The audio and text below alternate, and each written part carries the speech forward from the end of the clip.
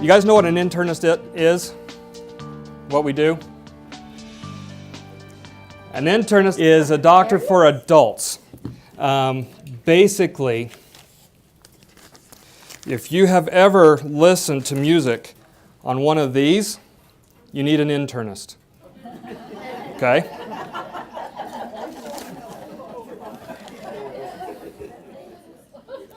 So, we got that out of the way. When I was asked to give this talk, they told me what the topic was, medical compliance. And I thought, really? That's going to be one of the toughest things that I have to talk about. Then I asked how long I have to fill. And they said 40 minutes. We may not get there. But this is one of those things that it can be really simple or it can be really difficult depending on the situation. So, taking medications, it's more than just swallowing pills. It's complicated. Most people that I see have more than 3 medications they take. So there is a risk with that many medications. We call that polypharmacy. Before we can talk about what medicines do, what they can, or problems we have with that, we got to discuss how the medicine gets into your body and where does it go. So if you imagine you're a pill and you get swallowed, you're going to go down into the stomach, mix with some acid, and start to dissolve. You're then going to move into the intestine, where there's other digestive enzymes dumped by the liver, the pancreas, and it all gets mixed, and you start to dissolve further. As you dissolve, you're picked up by the bloodstream. While in the blood, the first stop that you make is the liver. The liver is an amazing organ. It detoxifies everything. It keeps us all alive. It keeps us from dying from poison, really. Any food we eat has the potential to be a poison. Any medicine we eat or take can be a poison. The liver's job, first of all, is to stop that from happening. After that, we call that the first pass. So if your medicine, sometimes over half of that medicine gets destroyed by the liver with the first pass through it. After that, it gets distributed through the whole body. It will make further trips through the liver as it recirculates around the body. It can also go to the kidneys. So the liver and the kidneys are the 2 places where medications are eliminated from the body. All right? If you're more visual, I've got the gross picture to show you. So esophagus, this is kind of spread out. This is the stomach, and you can see it goes to the small intestine, large intestine, and out. All the blood goes back through the liver. Red's artery, blue is vein.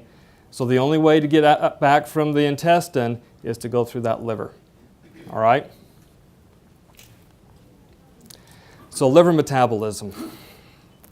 This is where it can get a little tricky. We have several chemical pathways in our livers that help us metabolize the medicines that we take. They either add on more chemicals, they break stuff up. There's just different chemical pathways with that. The problem with these pathways, they can be turned off or on by different medicines and by different foods. I don't know if you've ever received a warning from your pharmacist, don't take this drug with grapefruit. Okay? It's because grapefruit turns off one of these pathways. So everything gets congested like this traffic jam here. So we have to be careful with what we eat. Medicines are infamous for doing that. We have a couple pathways that 30% of all the medicines we write go through one of those 2 pathways. So this is when the dosing is very important. You have to time things occasionally so that we don't completely bog down the liver and have a backup there.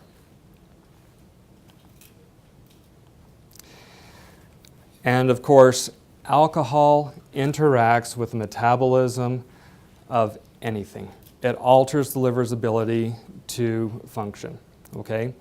Other medications that you may not be aware of, Tylenol. The Tylenol in excess will do the same thing. So you've got to be careful not to exceed what's written on the labels. Usually it's very safe and interacts with nothing, but once that pathway is saturated, then we can get into problems with that. All right, I'm going to raise this up a minute. I couldn't find a nice slide that I liked. So you're going to have to put up with my doctor drawing.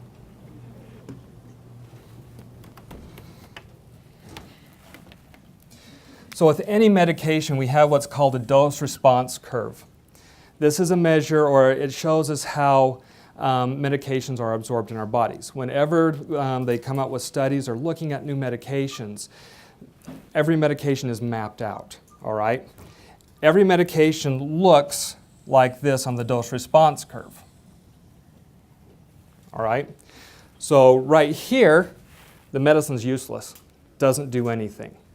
As we get over here on the right side of this, it flattens out. So the dose or the response to that doesn't change much. Side effects increase markedly. The further we go to the right, the more side effects you have. We have less bang for our buck. We've actually had more research in the last few years that showed that if we attack a problem like high blood pressure from different angles with multiple medications, smaller doses, we actually get a better reduction in blood pressure than if we just hit you with one blood pressure medicine and crank the dose all the way up. So if your doctor's giving you 2 or 3 medicines for your blood pressure, small doses, that's why. Less side effects, less, a little bit more cost, but less risk.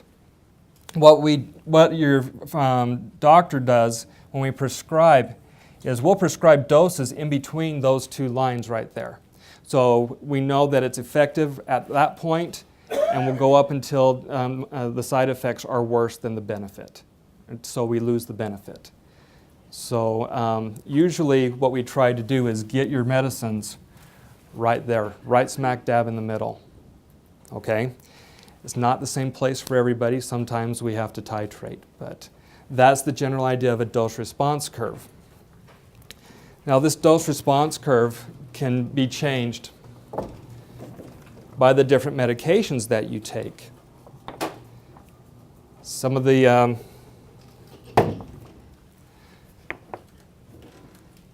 medications or foods change how we metabolize it, so that can also shift that curve for us. Half-life.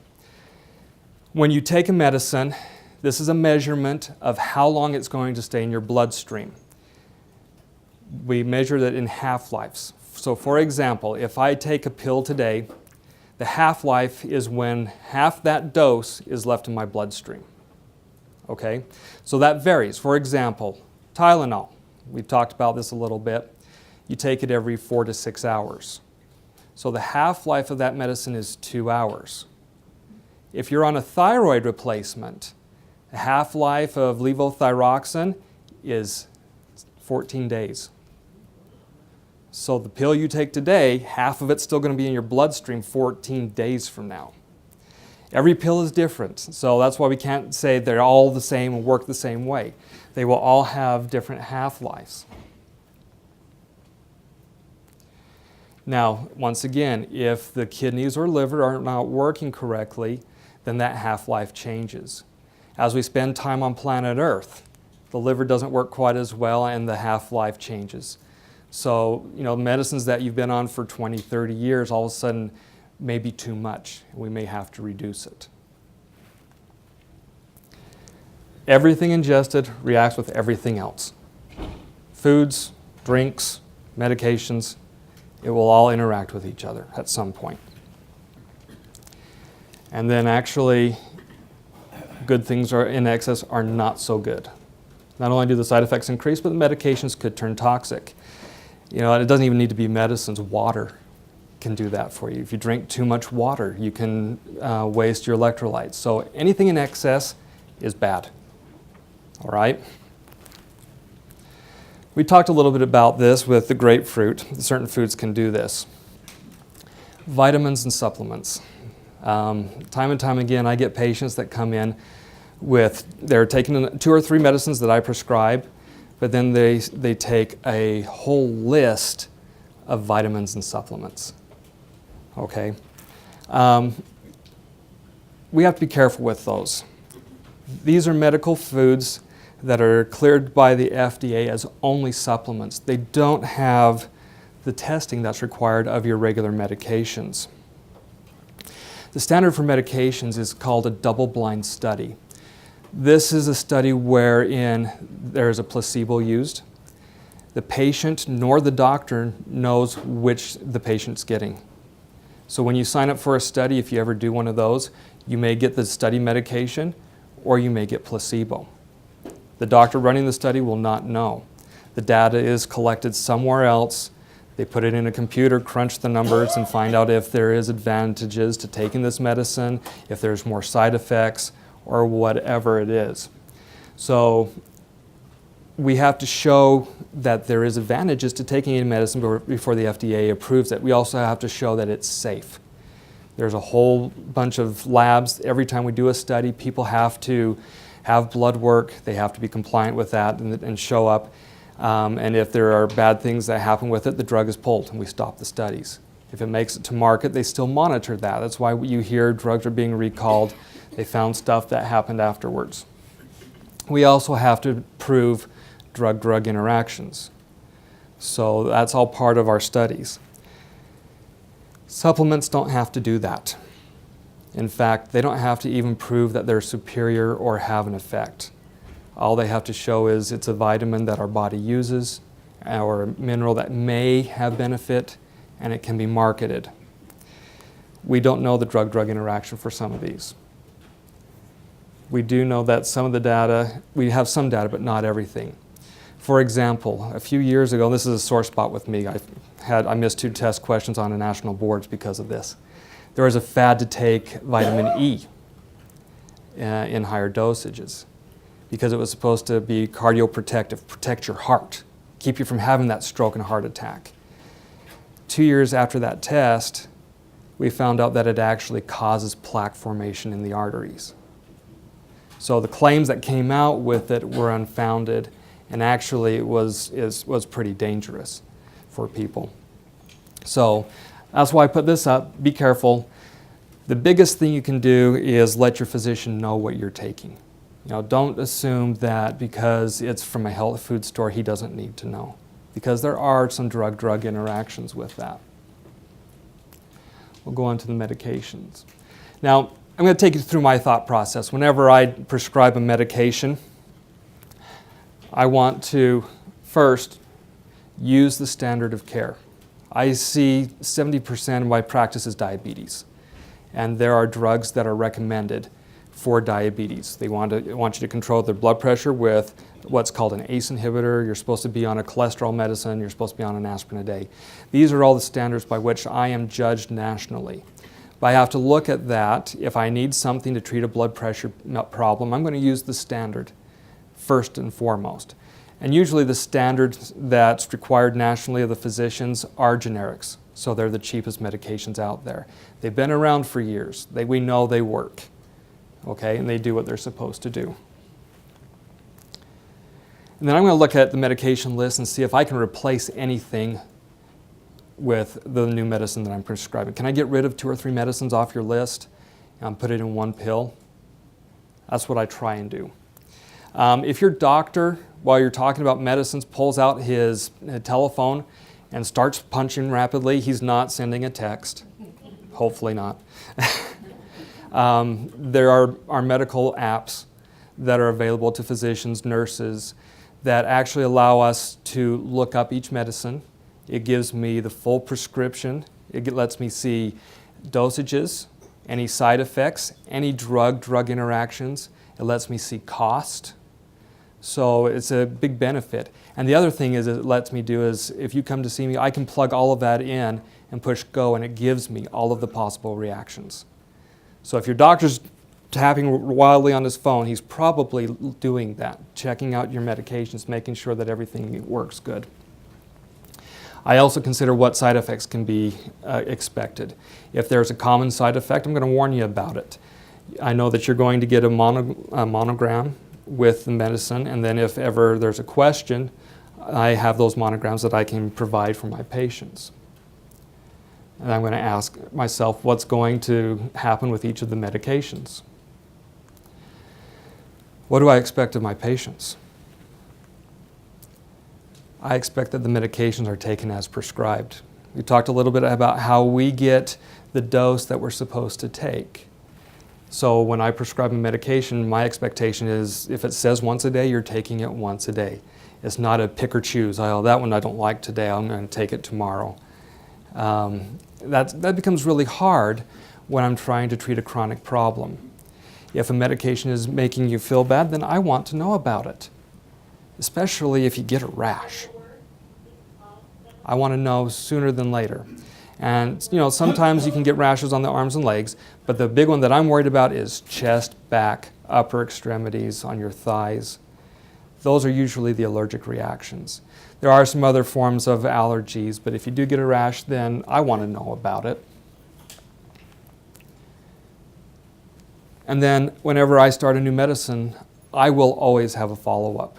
If your doctor said that doesn't give you a follow-up date, he gave you new medicine, I'll see you in a year, you probably want to get in a little bit sooner so they can check and make sure it works. If it's a blood pressure medicine, we need to see that it's lowering your blood pressure, that you're not getting a cough, that you're not getting dizzy, that it's not going too far. If it's going too far, that's not right. Then we need to change it. And report all of your medications that you're taking to every physician. Most of my patients have 3 or 4 different doctors they go to. They go see their heart doctor, they go see their kidney doctor, they see me. I've had patients in the past come through and say, well, you didn't prescribe that for me, so I didn't tell you anything about it. That can be really dangerous, especially some of the medicines that the subspecialists prescribe. If I don't know that a patient's taken that, what I'm giving them could turn to poison and be very, very dangerous. So any medications that you are taking, let every physician know, whether you take it in a list or you just take a bag and throw all your pills in it before you go to the doctor. That's going to keep you safe. So we want to know exactly what you're taking, and also the vitamins. And then I expect that if I've given a prescription and it's good for a year, that it's being refilled. I get notifications from insurance companies on a daily basis that my patients may or may not be taking their medications as prescribed because they didn't refill their Zocor or they didn't refill their anti-anxiety medications. So that my job is that I need to check on that. Now, if it's causing you problems or you don't need it anymore, fantastic. We need to know and we can take it off your medication list. Not a problem. If it's to treat a chronic problem, then we need to talk about it if there's a reason why it was stopped. But otherwise, we expect that the refills are being refilled in a timely manner and there's no gap in taking the medication. And then one of the most important things is you have monitoring if needed. For example, warfarin, Coumadin. Great medicine. It's kept a lot of people alive. It's prevented a lot of strokes in people with atrial fibrillation. Warfarin is also the main ingredient of Decon, the stuff we use in rat poison. Okay? So why is it beneficial for us? Give you rat poison? It's beneficial because we can control the dose. We have set parameters, but we have to monitor. We have to have blood work at least monthly on that to keep you safe because your diet, other medications, once again, can interfere with this. The Decon works because we don't monitor the dose in the rats. We give a high dose and they actually have a stroke. So when a doctor asks you to do blood work, follow up, we really do need it to keep you safe. All right. If you have questions about your medicine, please, please, please, please, please ask your doctor. If you want some written materials, please ask. I know in my clinic I can produce a monograph on every medicine. I can get you a handout on just about every medicine that's written in layman's terms. Most physicians have this ability to do. And if you have any questions about what you're taking and why, the doctor should have the time to sit down and talk to you, or his assistants can do that. My favorite lately, Robert DeBry, comes on your television, if you're taking Actos, call me now.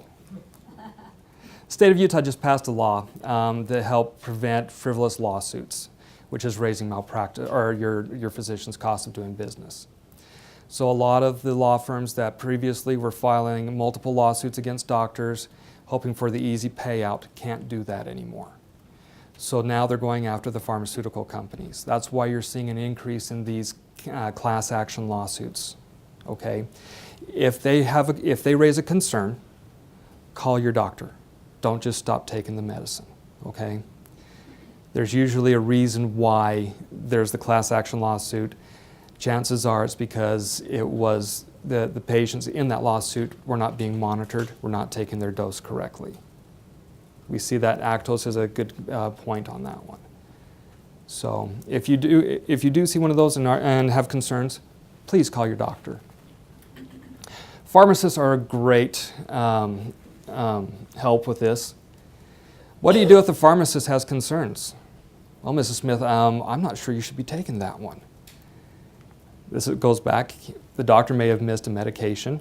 The pharmacist knows everything, especially if you're getting it all filled at the same pharmacy. So you listen to what the pharmacist says. Ask your pharmacist to call the doctor. I don't like having the patient be the liaison. I'd rather have the pharmacist call me and say, hey, did you hear about this? Recently, the FDA changed some pain medications. I don't know if you've heard of Lortab. It's a narcotic pain reliever that has Tylenol in it. They recently came out and banned basically all preparations with 500 milligrams of Tylenol in it. No one notified the physicians. They notified the pharmacists. And so we started getting angry phone calls from the pharmacies in the area. You can't write that anymore. Why? Well, this is one of those things that they should have called and said, hey, did you hear that you can't write this anymore because the FDA has banned this? So this is one of those things that they got the information that we didn't. I got my first notification yesterday, and this has been going on for about a month now. So sometimes it's okay to ask the pharmacist to call the doctor to discuss the issue. And then feel free to call your doctor. He wrote the prescription. Let him know if there's any problems with it. Now this is the fun stuff. Okay, my medication's changed. What do I do with this stuff that's left over? Turn your medications into the police department, especially if they're pain medications, narcotics, something that other people can get a high off of and they'll ransack your garbage for it. Other medications you can mix with an unpalatable substance, such as coffee grounds or my favorite, cat litter. Cat litter is actually pretty good because used litter has a high amount of ammonia, and that does denature a lot of medications. So it's pretty good for that.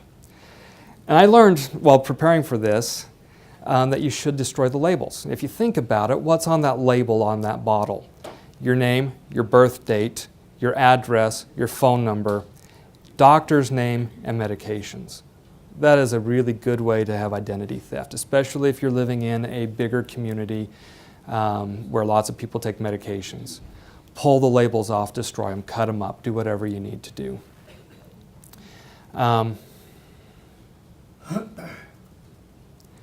then please don't flush.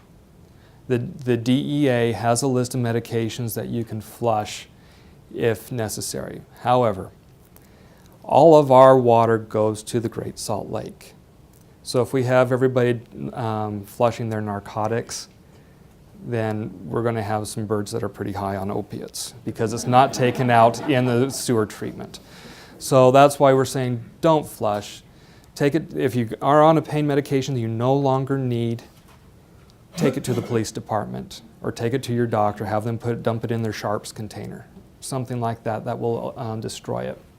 If you're on a patch for pain, most patches when you take them off, they're useless. You can stick them on a piece of paper and throw them away and it will go to the burn plant, not a problem. Fentanyl patches, they have a gel inside. When the patch is used, the gel still has narcotic in it. Druggies will cut those open and suck it out.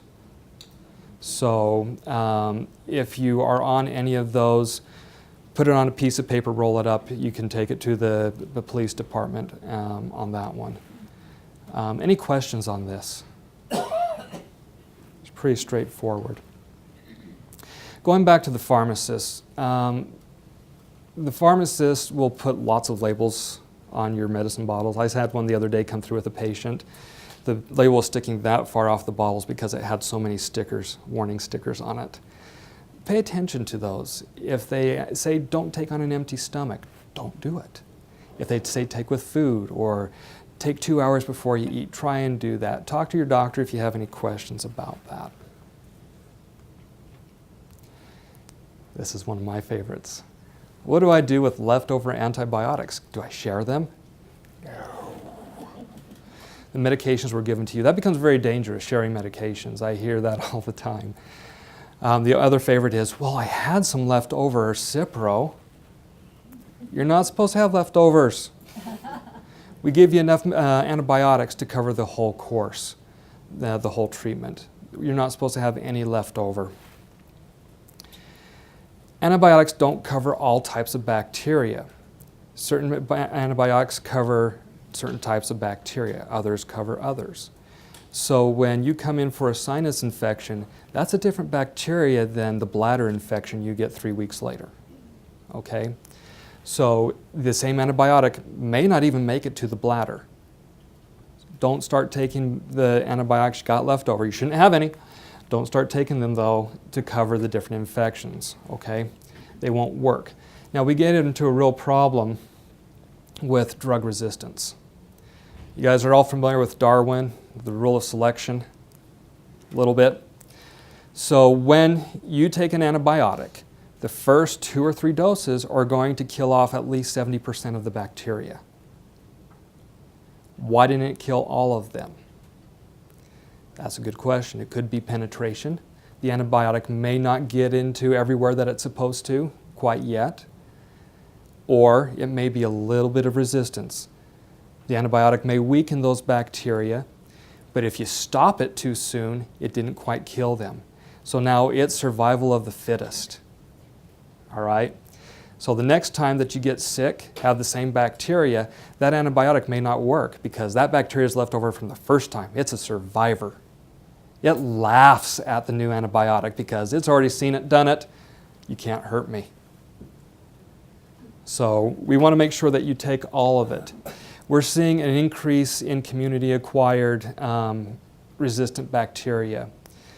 The biggest one is called MRSA. It's a staph.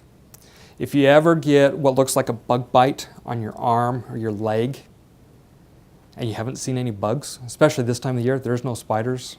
The spiders are all dormant. There are no mosquitoes right now. If you see a bug bite and you think it's a bug bite, chances are you scratched. And now you've got that resistant staph. See your doctor. Prescriptions aren't to be shared. All right, pain medicines. We've talked a little bit about Tylenol. It's been in the news. In fact, the FDA was threatening, and they're still threatening, to pull Tylenol off the market as an over-the-counter. Because people think it's over-the-counter. I can take as much as I want. No. If you exceed the dosage on that bottle, then there's a real risk that you could be overdosing on Tylenol. Tylenol is sneaky, or acetaminophen is sneaky. It doesn't kill immediately. A person that takes a whole bottle of Tylenol, they're not going to die today. They're not going to die tomorrow. 2 weeks later, their liver necroses, and then they die. So this is why the Lortab is being pulled off the market, so that because of the Tylenol amounts in it. Okay, people were overdosing on the Tylenol. So be very careful. Look at your medicines. If you're on a pain medicine that has acetaminophen in it, make sure you look at the bottle of Tylenol you're taking and do not go over the amount that's listed there. Currently, it's about 2 grams a day is all that you're supposed to have. Not all in one dose, but throughout the whole day. The anti-inflammatories, ibuprofen, naproxen, aspirin, and there's a whole slew of others, Celebrex, meloxicam. They're all different kinds that your doctor can give you. Don't go over the amount on these. These cause bleeding problems, they can cause ulcers, and most importantly, they can cause kidney damage. They're very safe if they're taken correctly, but when they're not taken correctly, it can cause severe damage and severe problems. Opiates, these are the narcotics, okay? This is getting a lot of news lately. This last year, the state of Utah started cracking down on physicians that were writing an excess amount of these medications. Most of the time when an opiate prescription is given, it is for acute pain, not for pain that's been out for a long time. There are certain preparations that have been approved for chronic pain, but most of the Lortab, Narco, Percocet, Vicodin, that is for acute pain. You fell down, you broke your hip. That's when we want to give this, okay? All of the narcotics or opiates affect the brain in a similar way. We actually have two set points in our brain when it comes to these medications. The first one is your sleep threshold. The second one is your respiratory threshold. You take too much of these and you stop breathing. That's why it's gaining all the press. So, problem is if you're taking it, things can change. If someone takes a narcotic that is not used to taking narcotics, they can take one and they're probably going to go to bed and sleep for the rest of the day. They're not used to that. You hit your sleep set point. If you take these medications chronically, that set point can start increasing. So you can become more and more tolerant of that until it reaches the respiratory drive. The respiratory set point does not change. It is fixed. We don't know what that is for everybody. It is different for every individual. When people get into trouble is when they're taking the chronic narcotics and they end up going to the dentist or something, and then they get into real problems. Case in point, I had a patient come in yesterday. Chronic back pain. He's on all kinds of medications for the back pain. Something popped in his back and he started having weakness in his leg. He went to the emergency, did the exact right thing, went to the emergency room. The doctors gave him a shot of painkillers. He was great, went home. Well, when he got home, he thought, I don't want to have this pain again. I'm due for my next dose. So he took his next dose. 3 hours later, he was back in the emergency room with an overdose. It wasn't intentional. He just didn't think about it, and the doctors didn't caution him about it. So if this ever happens, you're on these chronic medications, make sure you talk to the doctors and find out, okay, am I cleared to take the next dose? Should I take the next dose, or should I wait, see what happens? You know, we don't want to get to that respiratory problem. Luckily, I haven't seen any of these overdoses in about 8 to 10 years. I used to see it all the time as a resident at LDS and the University of Utah. So, in summary, take your medications as prescribed, report all medications and medical foods to your physician, discuss all possible allergic reactions with your doctor, and dispose of expired or old medications. In summary, compliance with medications is important, otherwise you may end up swimming with the sharks. Thank you.